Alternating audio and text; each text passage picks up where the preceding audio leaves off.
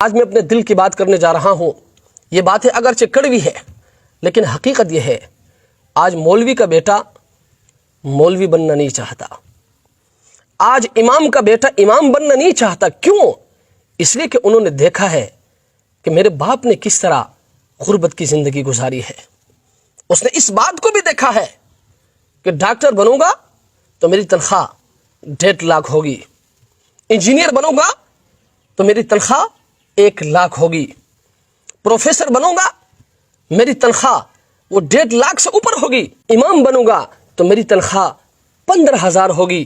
آج مسجد میں اے سی لگ سکتی ہے، مسجد میں ٹائلیں لگ سکتی ہے، مسجد کے مینار اونچے اونچے بنائے جا سکتے ہیں، لیکن کمیٹی والوں سے کہہ دو کہ امام کی تنخواہ بڑھاؤ، ان کو موت آتی ہے. ان کو موت نہیں، ان کو شرم آنی چاہیے کہ امام کی تنخواہ 15,000 ہے، مسجد میں آپ نے اے سی لگائی ہے. امام کی تنخواہ 15,000 ہے، مسجد میں آپ نے ٹائلیں لگائی ہے. امام کی تنخواہ 12,000 ہے، مسجد کے مینار آپ نے اونچے اونچے بنائے ہیں. میرے بھائی یہ زیادتی ہے. آج محتمم صاحب کہتا ہے اخلاص کے ساتھ کام کرو. خود محتمم کو دیکھو تو بڑی بڑی گاڑیوں میں گھومتا ہے، ان کے بچوں کو دیکھو بڑی بڑی گاڑیوں میں گھومتے ہیں، اور معلم کو مدرس کو یہ چورن بیچتا ہے کہ اخلاص کے ساتھ کام کرو. ہمارے اکابرین نے اخلاص کے ساتھ کام کی ہے.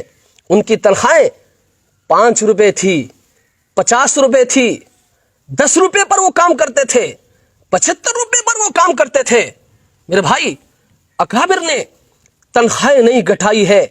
آپ اکابر پر بات کر کے یہ ظلم نہ کریں، یہ بھی آپ کی زیادتی ہے. اکابر نے تنخواہیں نہیں گھٹائی ہے، اکابر کی تنخواہیں وقت کے معیار کے مطابق تھی. آئیے میں آپ کو دکھاتا ہوں. حضرت مولانا قاسم نانوتوی رحمۃ اللہ علیہ سوانح قاسمی کے مطابق آپ 10 روپے کے اجرت پر کام کیا کرتے تھے، اور اس وقت 10 روپے میں ایک بھینس خریدی جا سکتی تھی. آج کے حساب کے مطابق یہ تنخواہ تقریباً 1.5 لاکھ سے زائد بنتی ہے. آپ مجھے دکھائیں نا کوئی معلم ایسا ہے جس کی تنخواہ 1.5 لاکھ سے زیادہ ہو. آپ مجھے بتائیں نا کوئی مدرس ایسا ہے جس کی تنخواہ 1.5 لاکھ سے زیادہ ہو. آپ مجھے بتائیں نا، آپ مجھے دکھائیں نا کوئی امام ایسا ہے جس کی تنخواہ 1.5 لاکھ سے زائد ہو. اسی طرح حضرت شیخ الہند رحمۃ اللہ علیہ حضرت گیلانی کی کتاب کے مطابق آپ کی تنخواہ 75 روپے تھی. 50 روپے میں آپ گھر چلاتے تھے اور 25 روپے آپ دارالعلوم کو واپس کرتے تھے، اور اس وقت 75 روپے میں ایک پلاٹ خریدا جاتا تھا.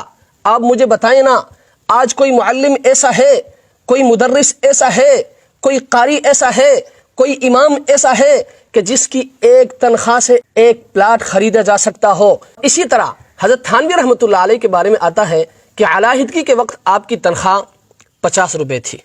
جب 500 روپے جمع ہو گئے تو حضرت نے فرمایا کہ اب مجھ پر حج فرض ہو گیا، یعنی 10 ماہ کی تنخواہ سے حج ممکن تھا، اور آج حج کے لیے کم از کم 13 سے 15 لاکھ روپے درکار ہے. آپ مجھے بتائیں نا کوئی امام ایسا ہے، کوئی معلم ایسا ہے، کوئی مدرس ایسا ہے جس کی سالانہ تنخواہ سے حج ممکن ہو.